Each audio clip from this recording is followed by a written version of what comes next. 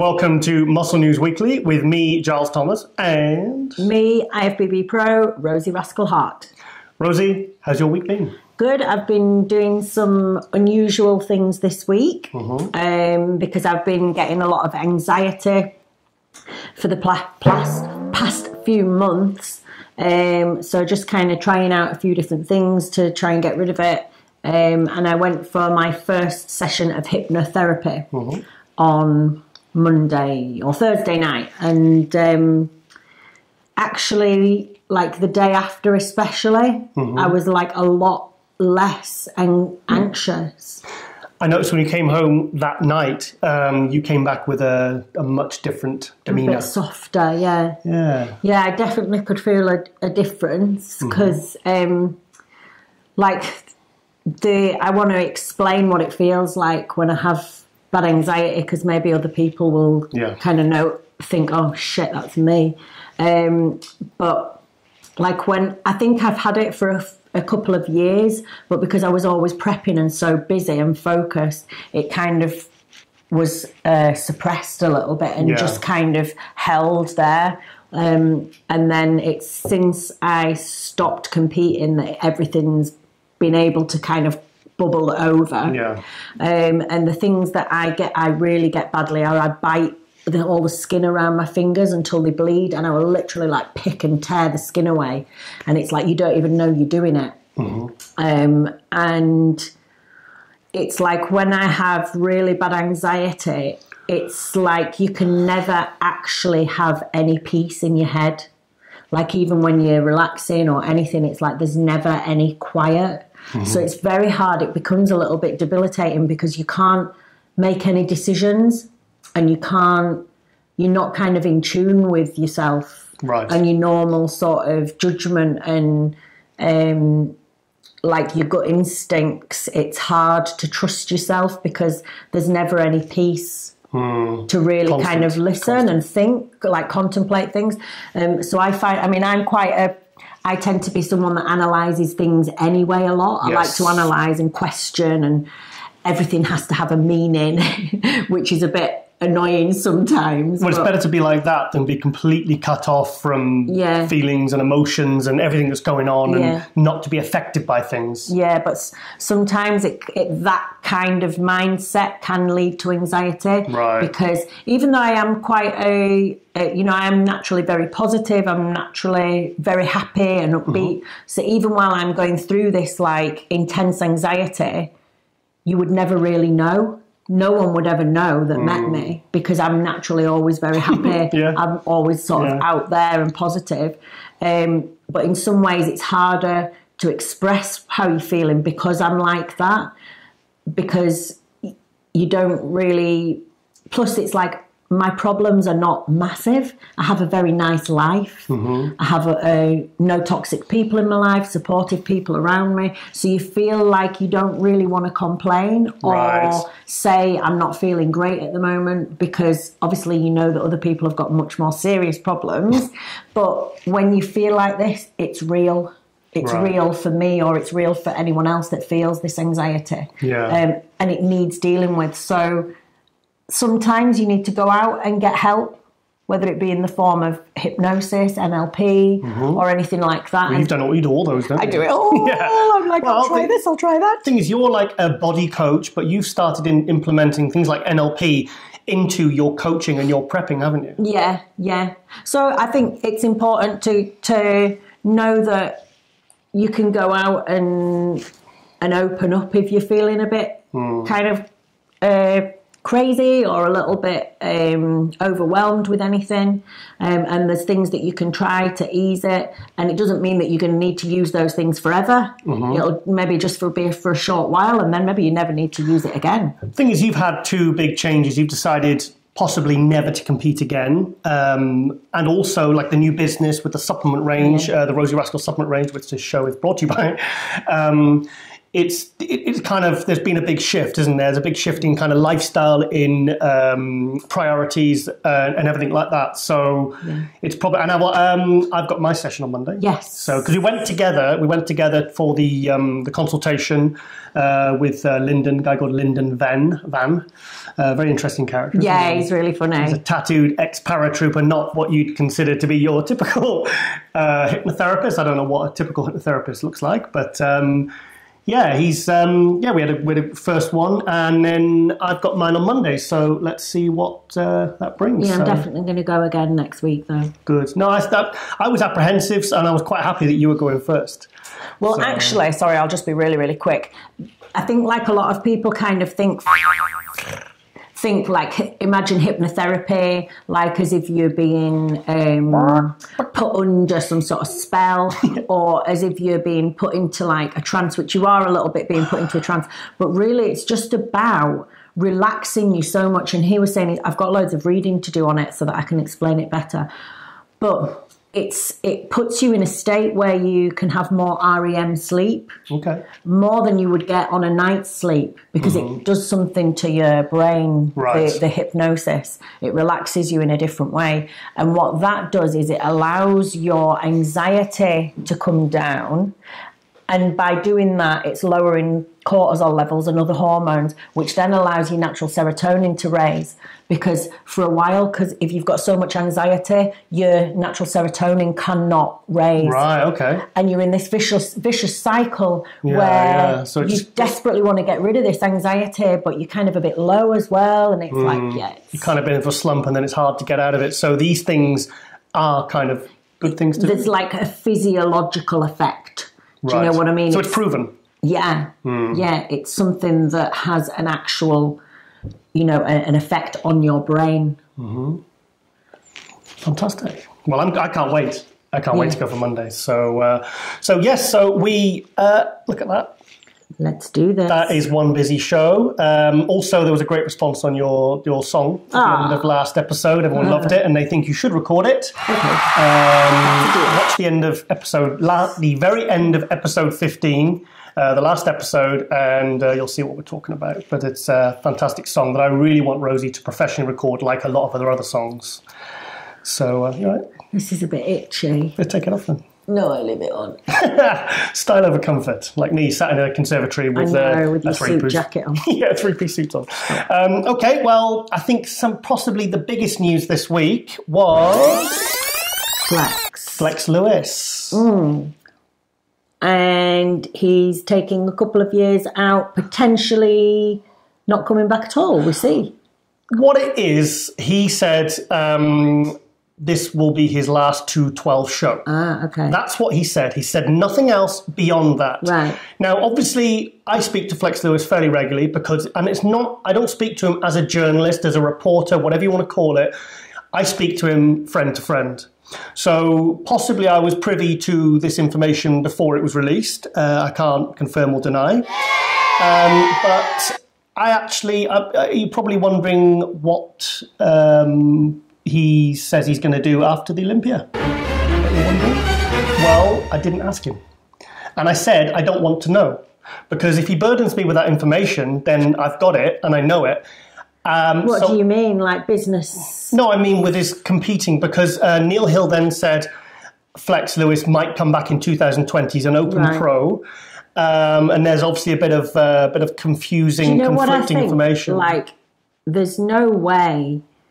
You could think one thing anyway at this time, but there's no way that he's going to know 100% right now what he's going to do in 2 years, because he's already sort of shown that he's like got this massive sort of business mind. He really has that kind of skill and passion to get into business. And he connects with the fans as well. Yeah, and I don't know, like what there's no way he could know now what he would do in 2 years. No way. What I said to Flex, I said, look, Flex, I'm not going to ask you this question because I don't want to know even if you do know. Yeah.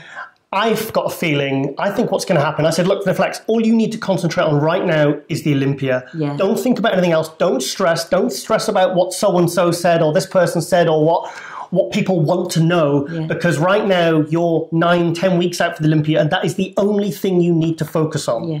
So plus flex is like a very, very different, it's very different to a lot of athletes where, like, if he didn't compete for a few years, I don't think it would matter to his profile. I don't think it would, because he's so, he knows how to do other things. Yeah. And he's got like a real solid fan base. Plus, he's only 34 years old. So and he's been competing already for so many years. Yeah, he's going for a 7th 212 Olympia win.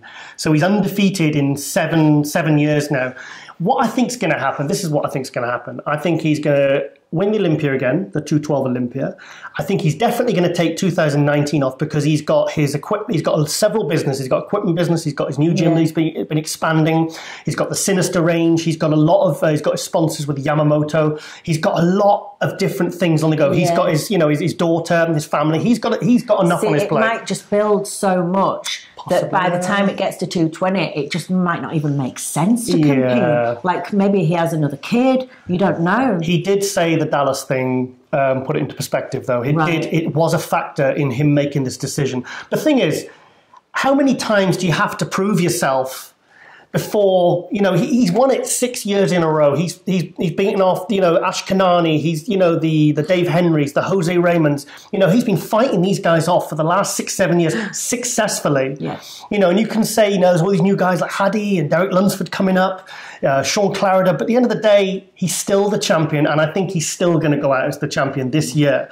But what I do think will happen is, like I said in previous episodes, we're not seeing the best Flex Lewis on stage. We're seeing an 85% at best. I think he is going to take 2019 off, and I would like to see him come back in 2020 at around 225, looking his absolute most impressive. He'll still only be, 36 years old?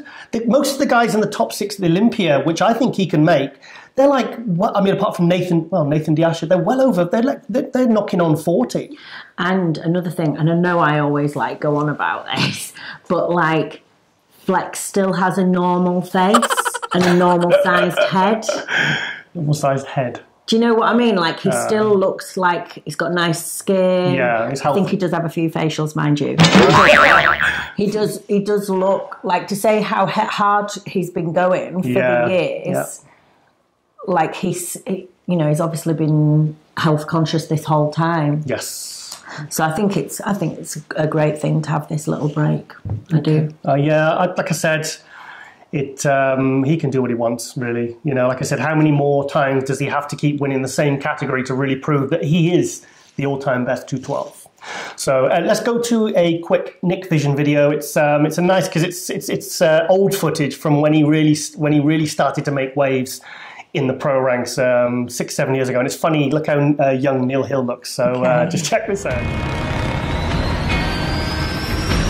I mean, this is my lifestyle, this is my chosen path.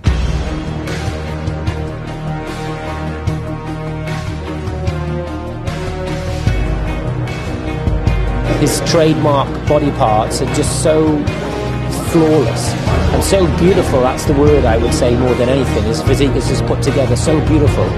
Bodybuilding is a piece of art, if you want to look like that, and we are trying to create that masterpiece.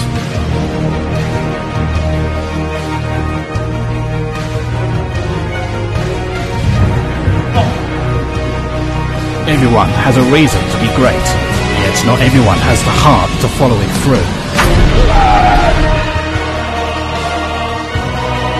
I've always trained for first place.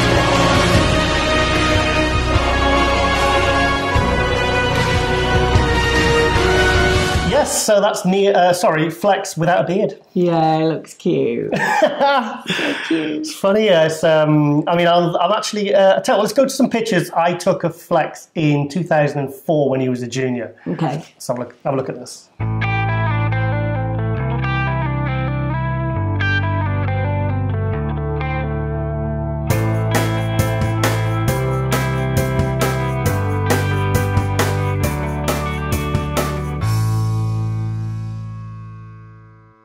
Yes, so that was Flex in 2004.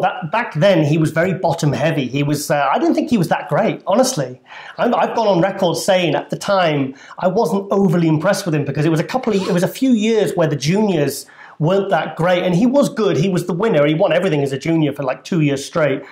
But I thought I didn't think he had the upper body, so kind of the clavicle width, which they said about Phil Heath, funnily enough. I just didn't see that crazy potential that I think like people like Neil Hill saw in him. So, but then when I've said this before many times, when I spoke to Neil Hill, Neil said, no, he says, you need to speak to Flex, get to know him. And that's when I really learned about mindset, having it up here. And Flex has had that mindset from day one.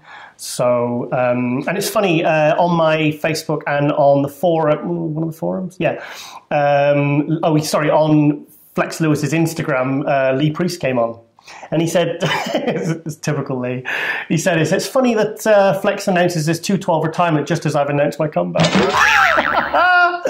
So, I was like, yeah, I'm sure that was a factor. Scared of the priest. Yeah, I'm sure that was a factor, Lee.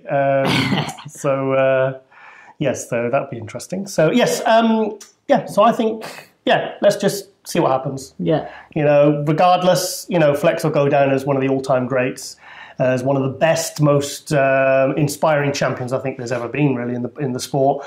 I would like to see him come back purely for the reason that I want to see him at his best, because at 225, Flex Lewis is at his best. Do you know what, though, as well?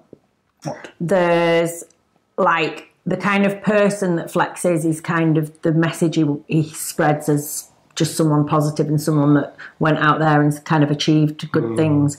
There's a lot, like you say, with me not competing, there's more I can do now. And Flex is maybe similar, where he's going to have more energy, more time to kind of spread his sort of positive energy. Plus, last year, the death of Dallas McCarver did have an impact on the pros. Josh Lenartowicz was supposed to be doing all the post-Olympia pro shows. I interviewed him at the Olympia, and he said, that's it, I'm not doing any more. He hasn't really been seen since. He's not made any competition plans since. He was affected by it because he was the one that found Dallas.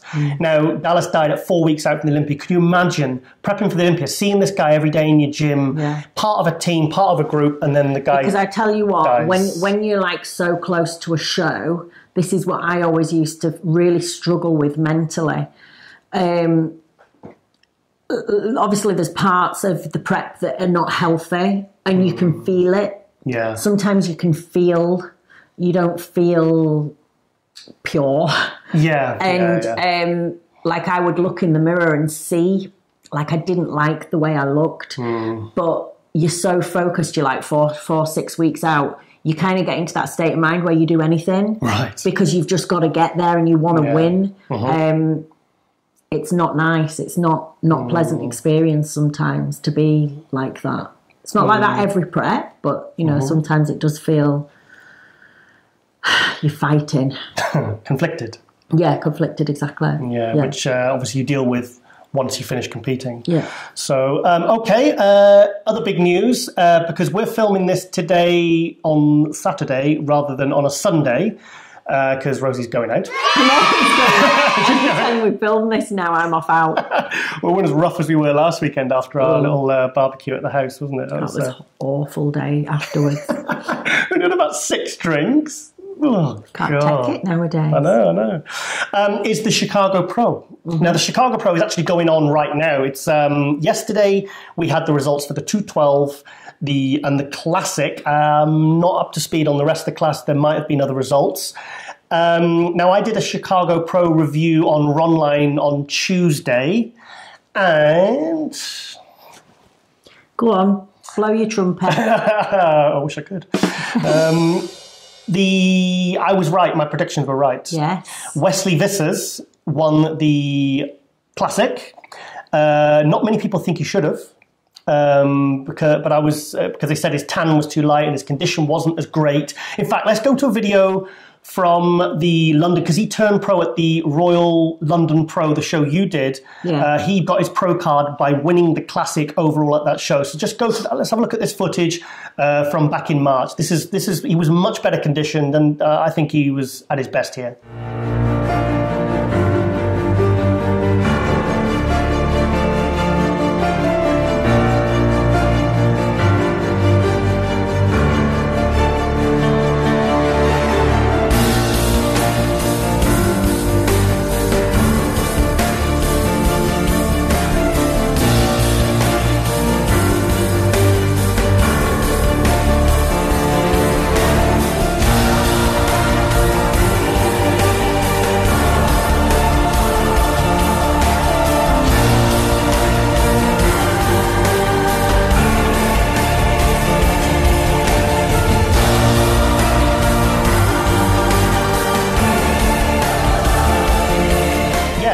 So that was Wesley, 3 months ago. Yeah.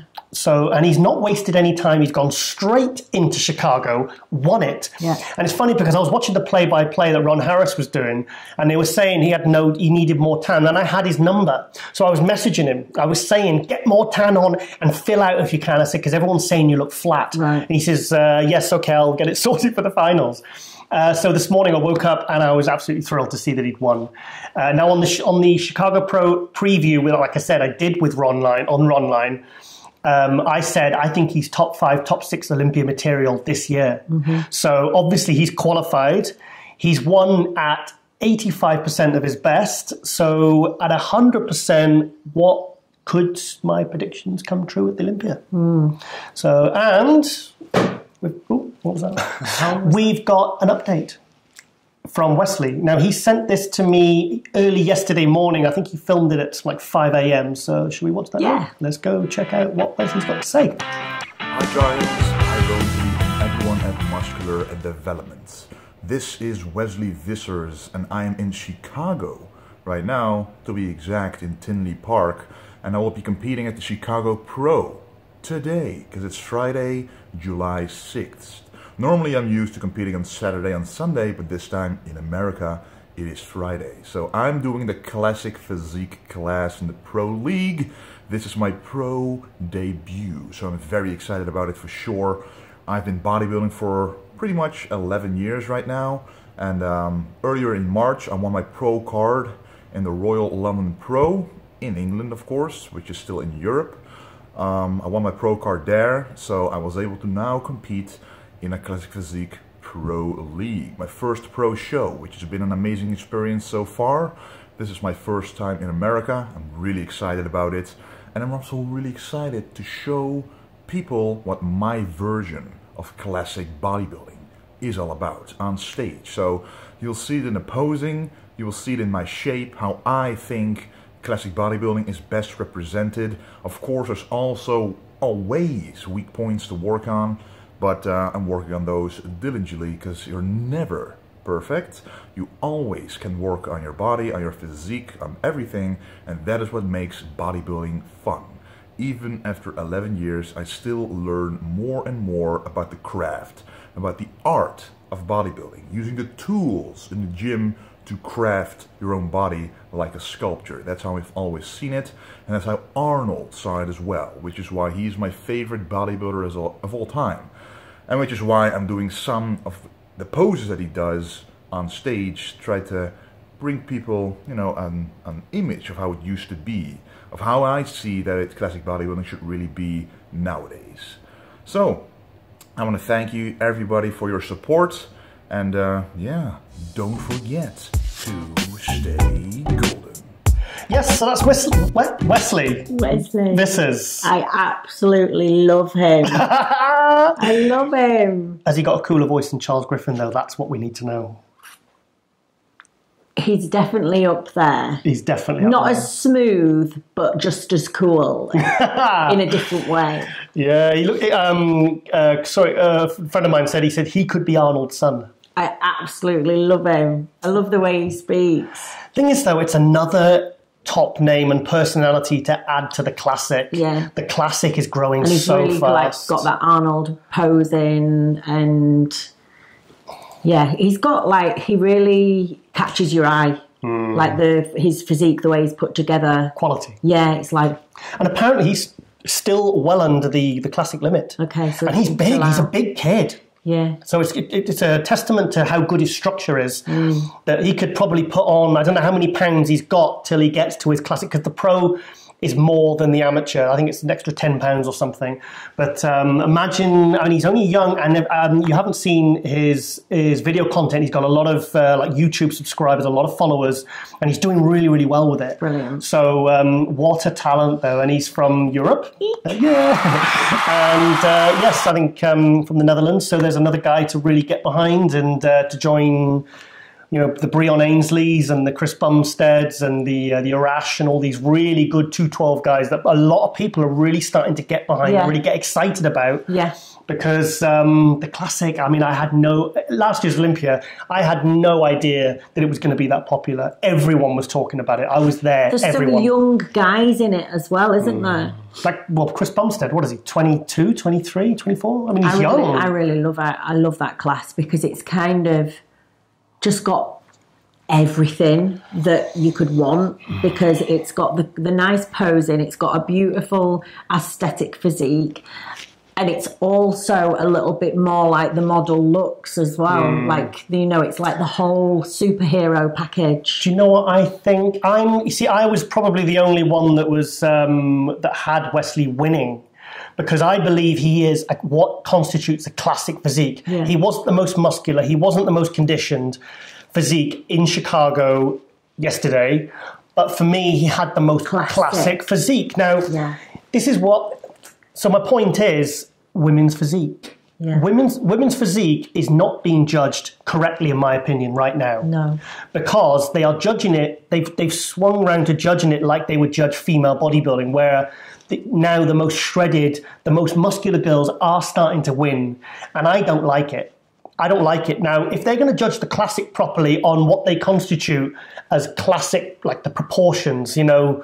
Not judging, well, he's the hardest, he's the biggest, he's the freakiest. Why are we having women win that are leaner than the men's categories? Exactly. Why is that happening? I mean, like I said, we've got Juliana Malacan. For now, I still have hope for the women's physique, but I am seeing a lot of shredded glutes in the women's physique. Now, yesterday, I mean, the classic, you can't even see their glutes because they wear the shorts. Yeah. So that's not a factor, but I am seeing more and more girls that aren't even, I can't remember the last time I saw a girl in the top 6 of any women's physique category, pro class, that didn't have shredded glutes. Striated glutes, yeah. And I hope, the thing is, this gives me hope. Yeah. You know, if the classic class has been judged like this, where, yes, he was, you know, the guy Ahmed was more muscular, more shredded, more detailed, but he got second to Wesley, he didn't win. I would love them to kind of pull the women's physique back a little bit again. What about, I mean, when Steve Blackman said, he said after you got 5th at Tampa, he says, if they ever bring in a classic women's physique, he said Rosie would win the Olympia. Yeah, I would love that. Would you come back?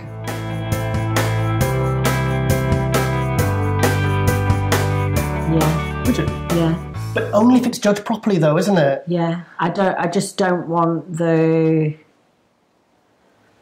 pressure to do things that are not healthy and things that I'm going to regret.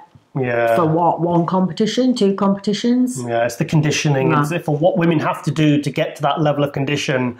It's not good. No. It's not healthy for a woman. But it seems to be the criteria they're starting to swing towards. But like I said, we've got Juliana still up there. You know, you've got Jen Taylor, who brings nice condition, but it's not extreme. And it's still a feminine look. Yeah. So for that reason, I'm still behind it. Still my favourite class. Still my favourite class. Yeah. Still love it. And also winning the 212, I also predicted, was one of my favourite pros from back when he was an open pro around 2005, a guy called Craig Richardson from New York. I remember seeing him on one of the Battle for the Olympias, I think it was 2005, and I just loved his physique. So he's like, he must be mid-40s now. Mm-hmm. So he looked absolutely sensational. So I'm really pleased for him. And I predicted he was going to win. So pat him back. Yes. Remember last week we had the new pro Radislav Angelov? Yeah. Well, I've pinched a little video off his Instagram. Okay. Would you like to see Let's see an update. Okay, let's share that now.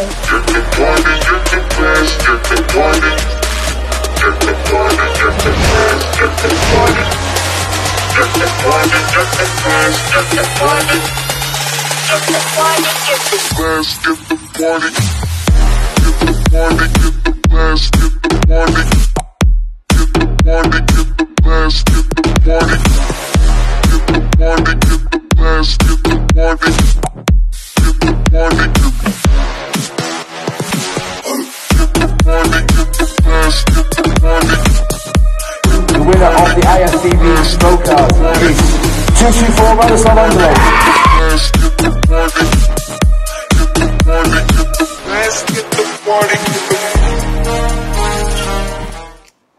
I'm a survivor. I'll just move it. Yeah. Yeah, you do that. You do that. Oh. Fuck is it?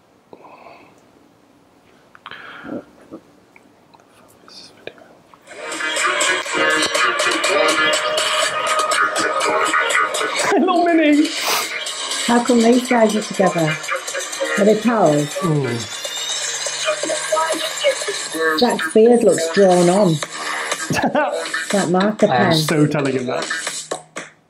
Look at Zach with the bloody vape thing. Yes, so that's a bit of a funky little video, isn't it? Yeah. And what's Zach doing with the bloody vape thing? I didn't know he smoked. He's getting vaped out of his face. Yeah, with his drawn-on beard. It's probably like apple and cinnamon flavour. Yes. What was I going to say? Don't know, but you've got like one long hair sticking out your moustache. Cat hairs. No, it isn't. It's a moustache hair. Well, I trimmed before I came in. And, keep going. So, right, okay. Well, yes, so I just wanted to give a little update for Radoslav there. £172. I really want to see this guy in the 212. Well, we talked about him last week, so... Yeah, so that's enough coverage. Yeah, so moving on, I'd like to do a little Rosie Rascal range evolution video. This was something I put together up on the laptop the other night, just to show a little of the development of the product, to show how much input Rosie has had to this. So, would you like to see it? Yes. You would like to see it? Yes, please. Definitely like to see it. Yes, and I think the audience would too. Okay, let's go to that now.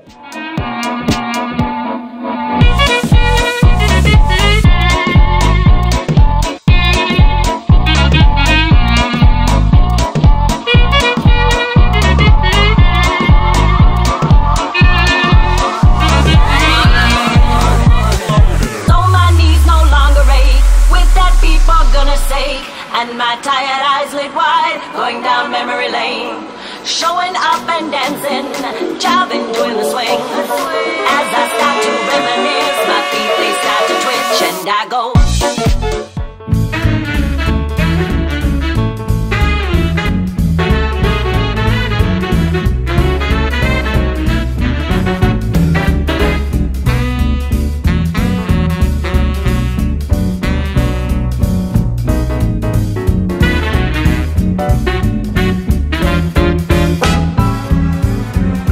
Yes, so that, I mean, obviously that goes right back to October when we did a, what was it, 350-mile round trip each way. Yeah, was it Portsmouth or Southport? Portsmouth. Portsmouth, to go and visit the design guy that was kind of gonna, I already had the logo, but he tweaked it a little bit. And just kind of to talk to him about the way that the whole brand, the feel of the brand, talk to him about what I wanted, why I was wanting to bring these supplements out. And he nailed it like in one go, didn't he? Because you were like, because it's funny, I've got a couple of pictures of his face and he looks a bit... well, I had a lot of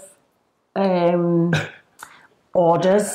Yes. Like, I don't want this and I do want this. Not too much of that, but a little bit of this. But then he repeated it. He says, so you want this, but not too much this and a little bit of that. And he was just like, oh, okay. But then, was it a few weeks later, he came through and we were like, oh my God, he's got it. Absolutely perfect. Yeah. So we were thrilled, weren't we? Yeah, because like it's a female health brand, and I wanted it to attract the female consumer, but I didn't want it to be like stereotypically girly. So it was kind of somehow trying to get my personality across, being quirky and feminine, but also a serious brand that is kind of quality as well. So it was like trying to put all these elements together and this is what we get. And it was worth the 700-mile driving for that 90-minute meeting, wasn't it? Yeah. Because we were really happy with that. And the next product, the Mighty Me, that looks fantastic as well, doesn't it? So, okay. Well, should we show the video? What video? The video. Have I shown it? We already showed it. Oh, sorry. Okay, well, sorry, I'm just miles away. I'm getting old. Yes, let's show a couple of pictures of a couple of things that popped up on our Instagram feed where people were hashtagging Rascal Range. So here's a couple of cool pictures of new customers of the Amino Spark. So have a look at that now.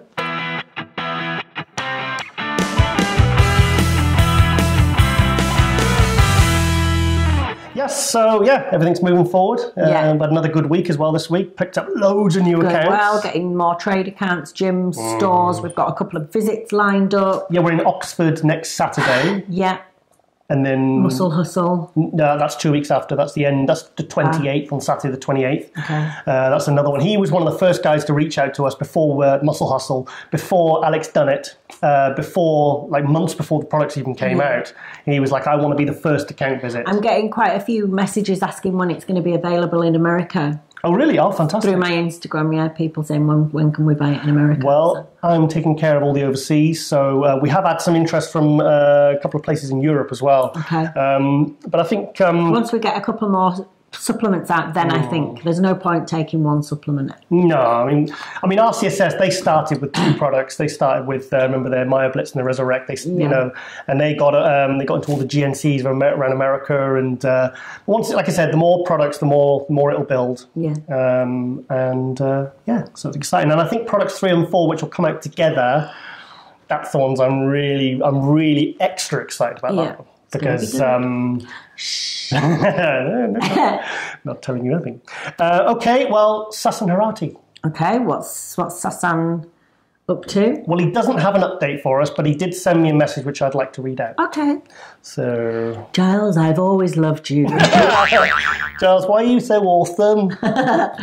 Thought you knew. Only decided a couple of weeks ago, but me and Chris Acito monitored how my body was acting post-show with diet, etc., and it was just in too much of an overdrive to hold my added muscle. Apart from being weak and shaky constantly, I kept losing weight. So Chris said if I keep trying to push, I'll risk losing fullness and being worse for Vancouver. Blah, blah, blah, blah, blah. So basically, he was going to do Vancouver. He's decided not to now. Okay. And he's going to, my good off season will officially start after a good 10 weeks detox. And I'll aim for signing up to 2 back-to-back shows in the new year. Nice. A big mistake was not doing Toronto after Cali. Okay. So he regrets not doing that one. Maybe if he'd have stayed out there, he could have done Toronto. But like I said, I've said to Sasan, I says, you've got a really good approach because you're never in a hurry. Yeah.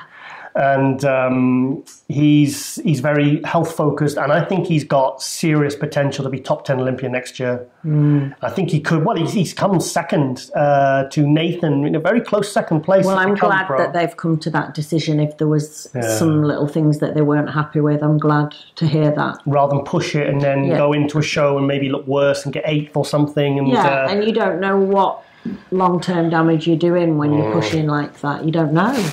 Yeah. So that's good move, I think. Yeah, good. So like I said, there's no rush because plus there seems to be a lot of gaps in the open now. There's room for these new guys to come through.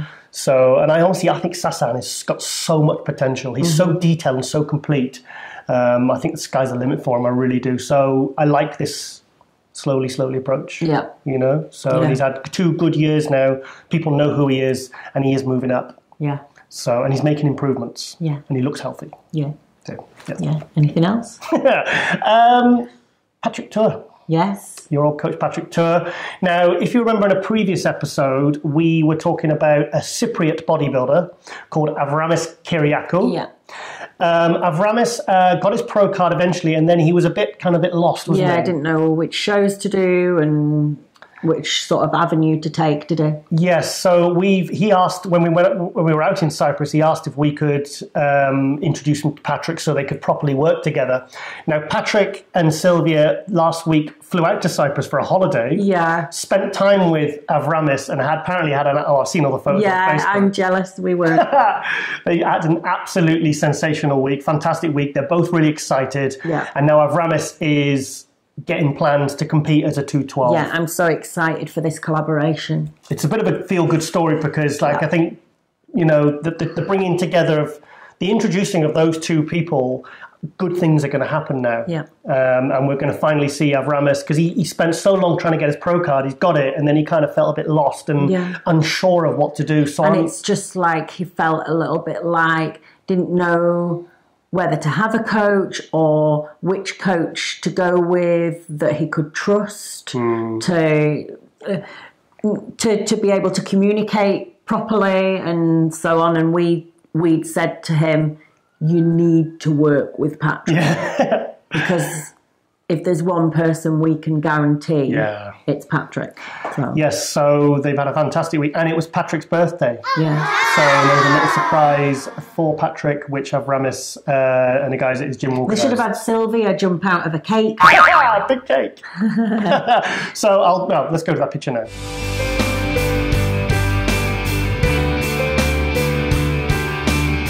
Yes, so that's a bit of a cool birthday cake, wasn't it? Yeah, it's very sweet. Yeah, so it's nice. So so I'm really excited to see what the future's going to bring for Avramis and Patrick working together, and I think they've really hit it off, those two. Yeah. I think a bit of a bromance going on there. Yay. Yeah. So we're very, very happy about that. Nice. Okay, right. Next up, also. Patrick was working with a guy called Fernando. Forgive me if this is wrong. Noronha Maradona. Now he's competing in the 212 at Chicago today, and I believe he's going to make top 3 from judging by the call-outs. Now this is a guy I remember seeing this guy compete in the British Grand Prix in 2011. I think he was 4th to Flex Lewis that year. Flex Lewis won it.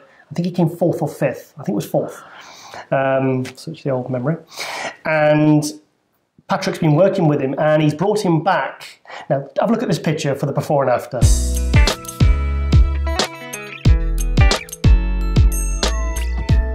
Yes, so Patrick has done what I think a lot of people want to know how to do, and that is to improve by bringing the waist in.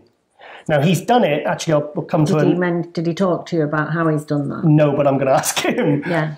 So, because obviously he realises, you see, a lot of coaches are bringing guys in bigger, heavier, more shredded, blah, blah, blah. But how many are actually bringing them in really improved, you know? So, yeah, that's quite impressive, isn't it? I think, like for me, like when I'm personal training, I think it's really important if you're coaching that you can analyze people's bodies I think it's important that you could analyze someone's posture. You could watch them train and analyze the way their body functions, doing certain things, and you should be able to create a training plan that helps correct things within that person's function. Well, we're actually going to another update in a little bit, which will talk about the waist thing a little bit more. Yeah. But obviously, we are 1 week out now from Nicholas Foulard. Nicholas Foulard. Sorry if I've said that wrong. I say it wrong every week. I just say it how I want to say Do it. you?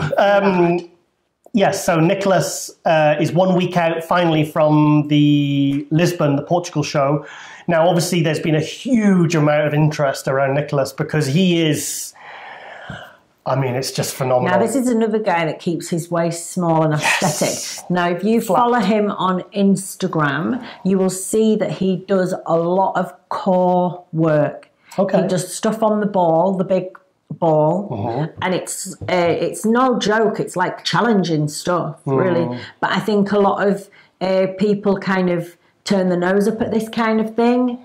Oh, core work, planks. Yeah. But it's so important, and that's how you keep your waist small. Things with Nicholas, when he does that front double bicep, he angles it like a classic guy would, but he's got super freaky mass. Yeah. But he does it, and his waist is not only small as in narrow, but it's very flat. Yeah. So sorry, should we go to let's go to the update from Nicholas now. Hey, what's up, Giles, Rosie, and Muscular Development? I just want to say thank you for the constant support and all the videos. Right now, I'm at 10 days out from Portugal Pro Show, so it's gonna be in Estoril. That's my second Pro Show, first show for this season, and that was pretty intense because I was very heavy, so that was actually a big struggle, but I'm gonna make it. And I just want to say thank you for the support, and I'm pretty happy because I've signed a new contract with MHP. That's a really great support and great collaboration for the last few days before the show. So I just hope we're gonna make something great together, and hope to see you soon, guys, and thank you.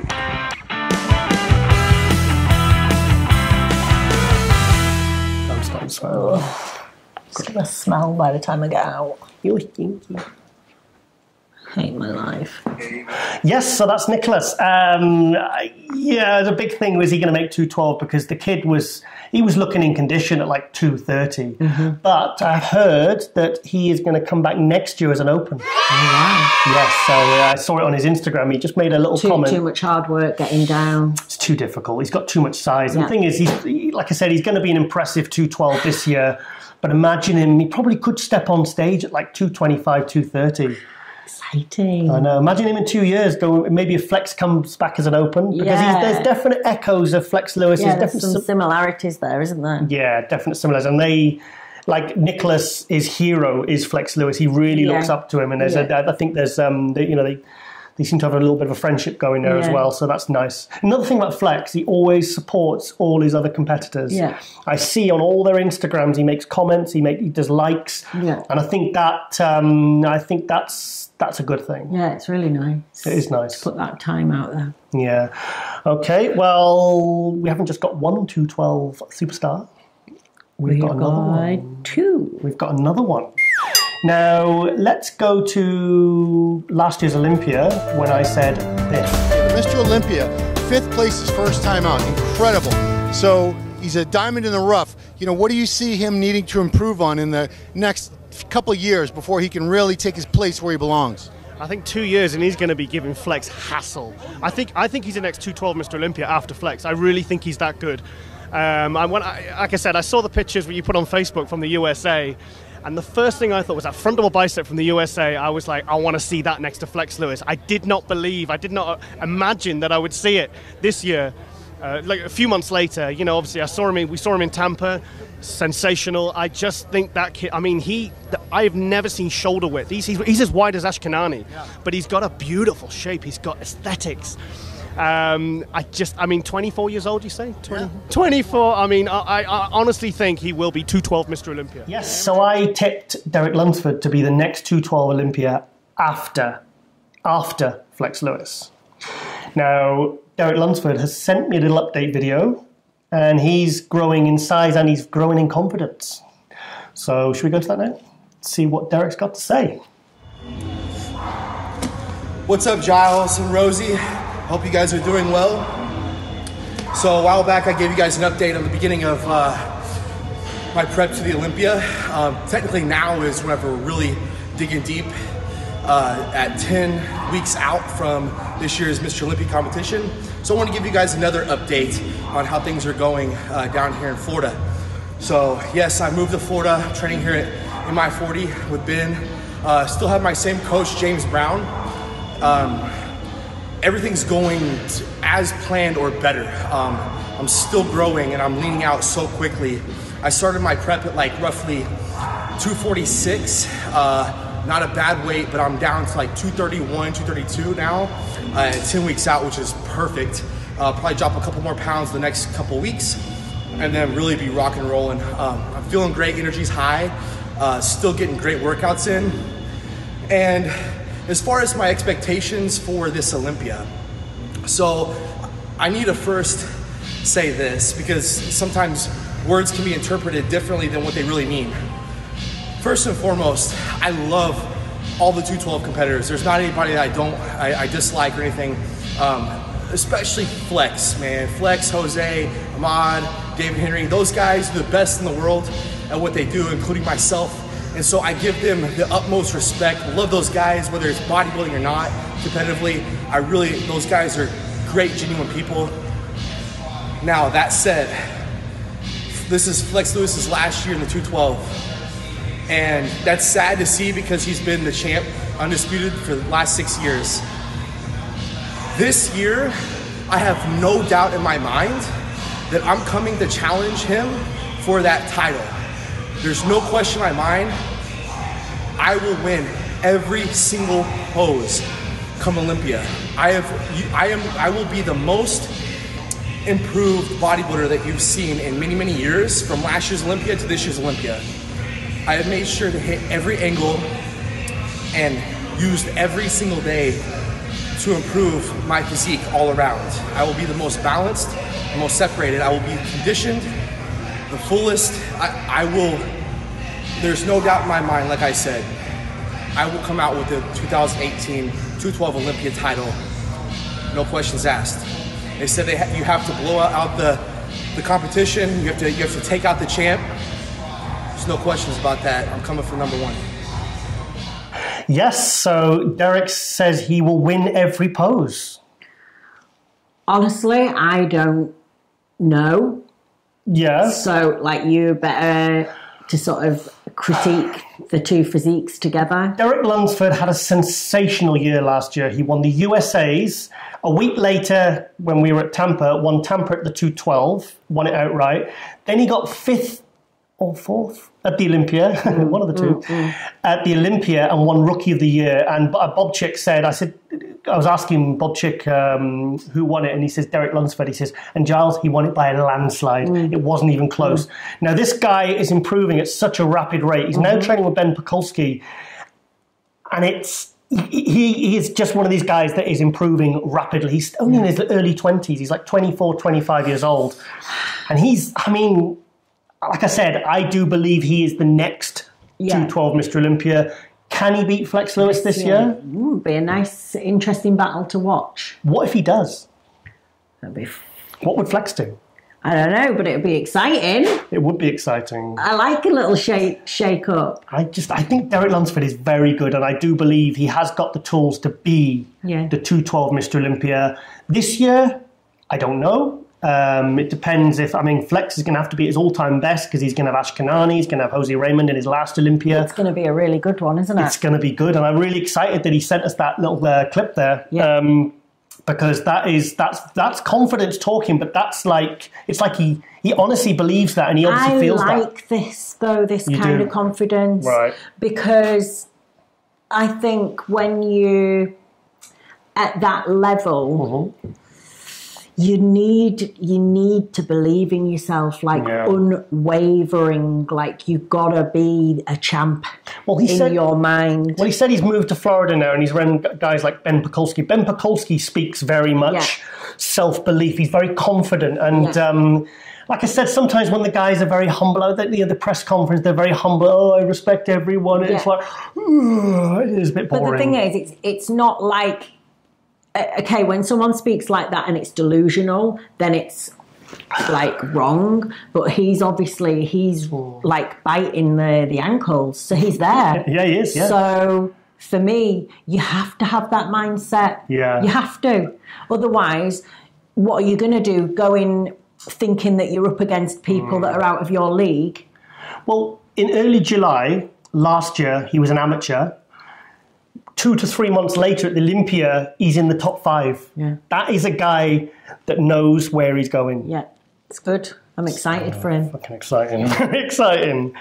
Okay. Well, big thank you to Derek there for keeping us updated. And I think the 212 Olympia is going to be an exciting one this year. I really do. So, yes. So, okay, right. I'm going to go to somebody else that has been popping up on my Instagram.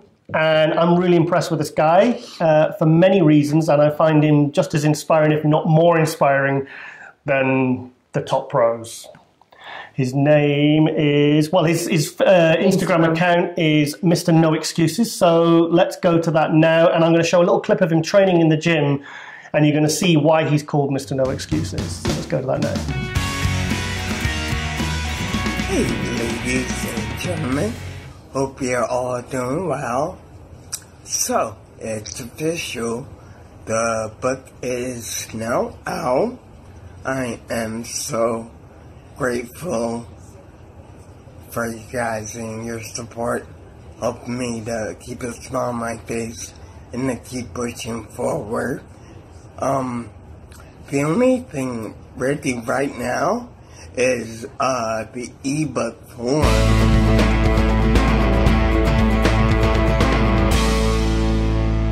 If you check my profile, actually you will find a link. Again, thank you all for your support and being a part of my journey. Love you all. God bless. No excuses, just results. Let's go. Into my mind. You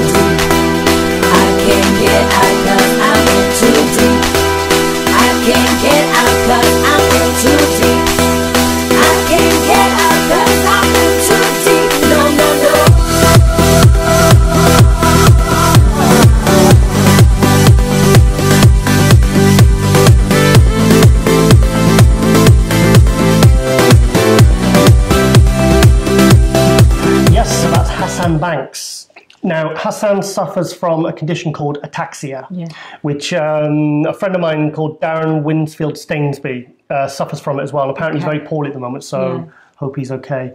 It's a brain.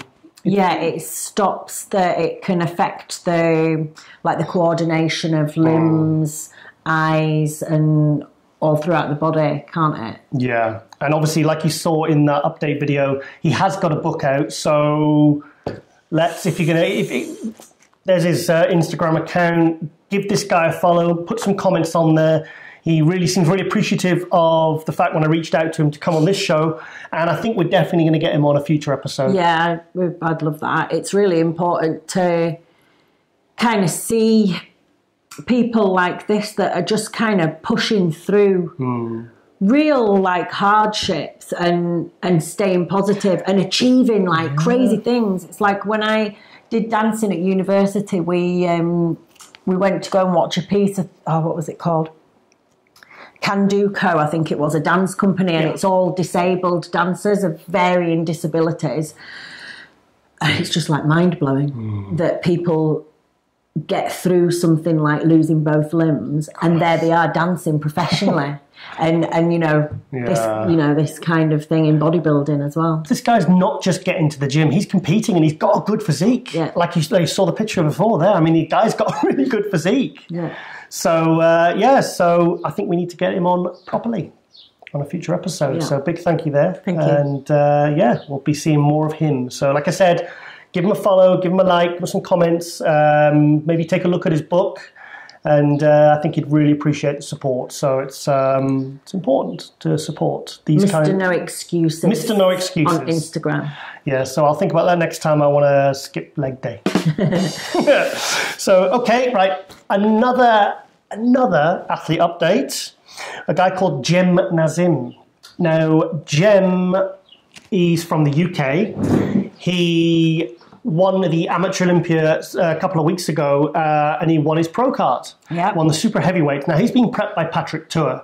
Now, this was a guy that last year, I think, took 6th place at the UKBFF British Finals in the super heavyweights. So it's not like he was knocking on the door of a pro card. He's managed to, like I said before, about Patrick with Fernando, Patrick somehow managed to shrink this guy's waist, which has completely transformed his aesthetics. So let's go to that now. So it's a little update there from Jem. Hi Giles, hi Rosie. I'd like to thank you for having me featured on your program. This is Jem from the UK. I'm a super heavyweight competitor, or now open class competitor in the IFBB. Give you a little backstory on my history. I've been in fitness for over 20 years. Had a passion for bodybuilding and martial arts for over 20 years, and I started lifting weights when I was 16. Haven't stopped since. Was competing in other sports, especially one called Wushu, up until 2004. Was training for the Olympics when it was cut from the 2008 Games. So therefore, I stopped training for the Olympics and went back only into bodybuilding. Spent the last 14 years on a dream, on a mission to try to achieve a pro card, or try to get pro status, professional status in bodybuilding. And a few weeks ago, I finally achieved my goal of winning the Amateur Olympia in Spain and getting the overall 2nd place for my pro card. It was a long journey. It hasn't been easy, and I'm overjoyed, to say the least, of succeeding at my dream.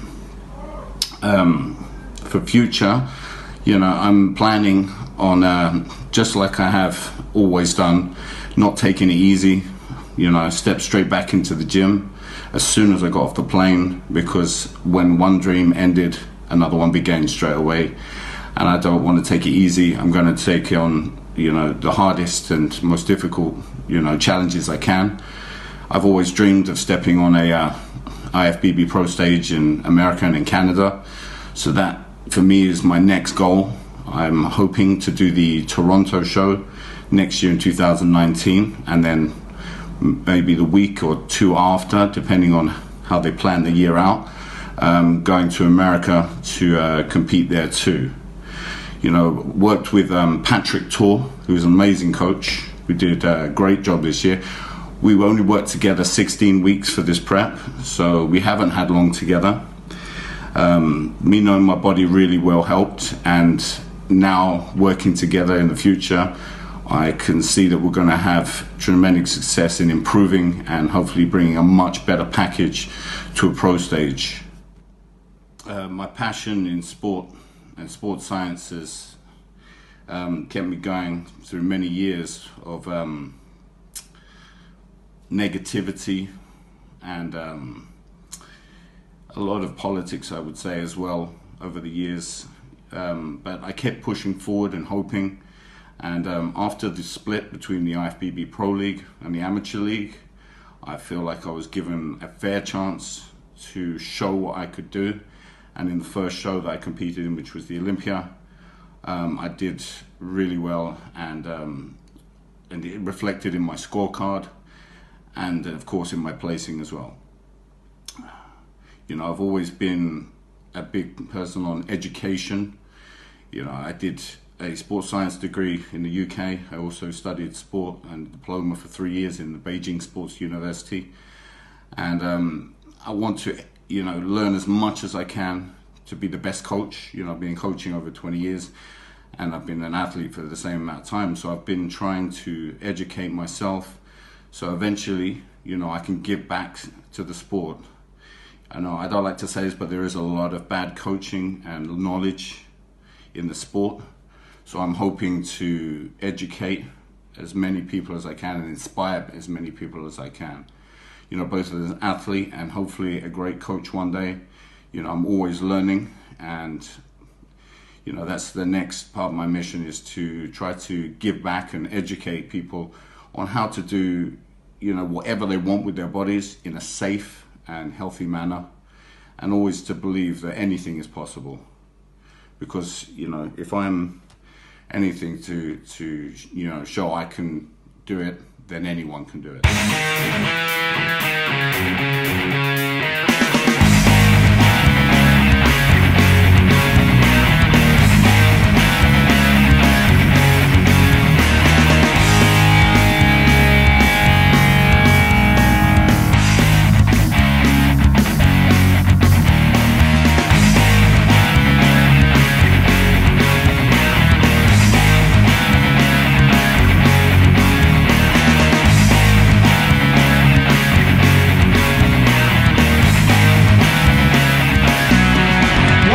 Gem. I feel like we need to start wearing like little cheerleading outfits and do like create like a little cheerlead for Patrick. Give us a P, give us an A. I don't think I could get my hair into bunches. Hang on, I'll try. No, it's not happening. I've got a blonde wig. Yeah. I do. No, you don't. No, I do actually. No, you don't. You bought one for something. I bought one for something, and I bought an inflatable guitar for something when we had the Tiger and Rascal show. And in my head, it was absolutely hilarious. And I filmed it in the kitchen, and it wasn't. It was weird. And I've never even got. And I'm so glad that you didn't come home, because when I watched it back, I was like, "What the fuck? Why would I think that was funny?" It was like, I was like, this guy's fucking mental. Oh, it's me. So if you look in the shelf in your back room, there's a blonde wig and an inflatable guitar. Right, okay. So I've tried to hide it pretty well. It's stuffed right at the back. So if you ever find that, that's property of Giles. Okay. So anyway, where was I? Right there. Yeah. Right. Yes. Okay, Rosie. Last year's Olympia, do you remember this? Giles Thomas from musculardevelopment.com. We're joined with 8-time Mr. Olympia, Ronnie Coleman, a very good friend of mine. Yeah, buddy. Ronnie, it's so good to see you, mate. Always good to be here at this wonderful event. Probably the best event of my life, you know, bring back the best memories, best times. I'll never forget it. Yeah, buddy. And he never stopped smiling. Yeah, buddy. With my good friend That's Ronnie how I Coleman. roll. Yeah. with Ronnie Coleman, the king. Yeah, like you said it, the king. Yes, so that was my interview with Ronnie. Yeah. Now, that has had nearly 178,000 views. Yeah. Do we know if this was all different people or just one account? It was just me watching it over and over again. And I've heard a crazy rumour that some people are actually watching it for Ronnie. Oh. Yeah. So who starts these kind of rumours? Crazy. I mean, obviously, you know, Ronnie's, you know, he's a pretty big name in his own right. But I mean, surely they're watching it for me and my interviewing skills. I think so. Yeah, I think so.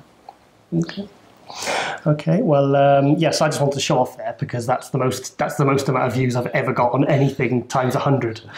Apart from the Lee Priest interview, which I think last time was about 80,000 views. Yeah. All right. So, enough about you. Enough about me. Let's talk about me. Okay. Now, remember Pete Bremner double scoops, the old deadlift champion of Ireland? Mm-hmm. Well, he sent me another video. What's the crazy guy been up to? Well, picking shit up, lifting stuff up and then putting it back down again, but doing it very, very well with style. So check this out and I'll tell you exactly how much weight it is afterwards.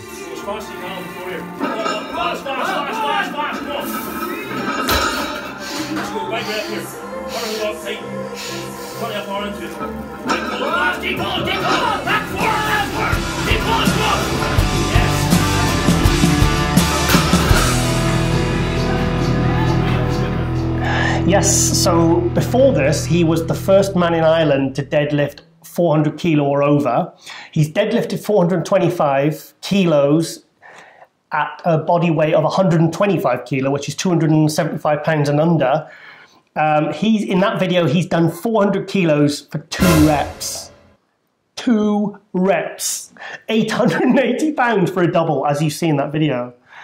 So what is in the water over there? So crazy. Fucking crazy. So, I mean, he's, like I said, he's not 350 pounds. He's like 260, 270.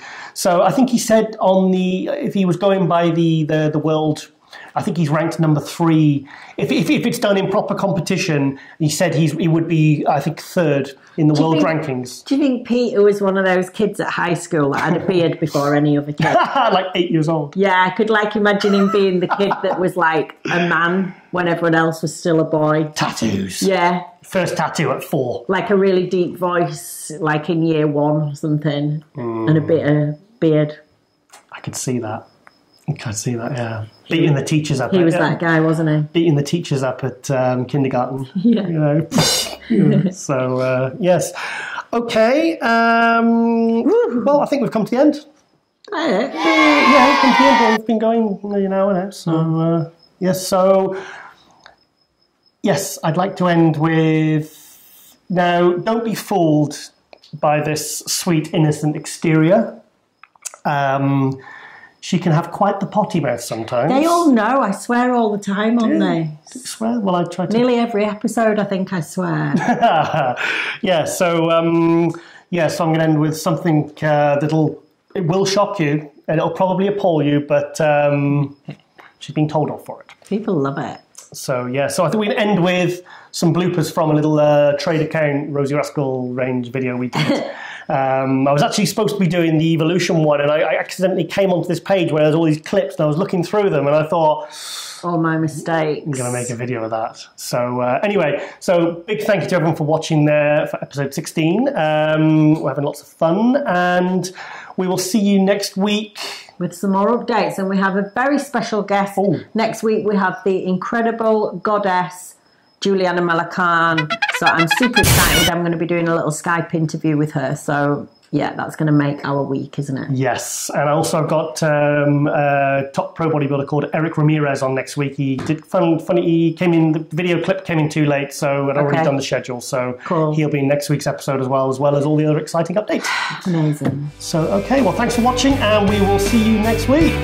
See you later. Rosie Rascal here. I've totally forgotten what I'm doing. Hey, Rosie Rascal here. oh, we want you, we need you, or we want you. Hey, Rosie Rascal here, we want you. Can we go over the lines again? Hey, Rosie Rascal here, we want you to stock the Rosie Rascal range. If you've got a gym or a store in the UK, get in touch with these guys. Hey, Rosie Rascal here, blah blah. You to stock the Rosie Rascal range. If you've got a gym or a store in the UK, get in touch with these guys, our partners, and we will blah blah blah blah. Hey, Rosie Rascal here. We want you to stock the Rosie Rascal range. If you've got a gym or a store in the UK, get in touch with these guys, our partners, and we'll arrange a Rosie Rascal visit. Looking forward to seeing you soon. And here, blah blah.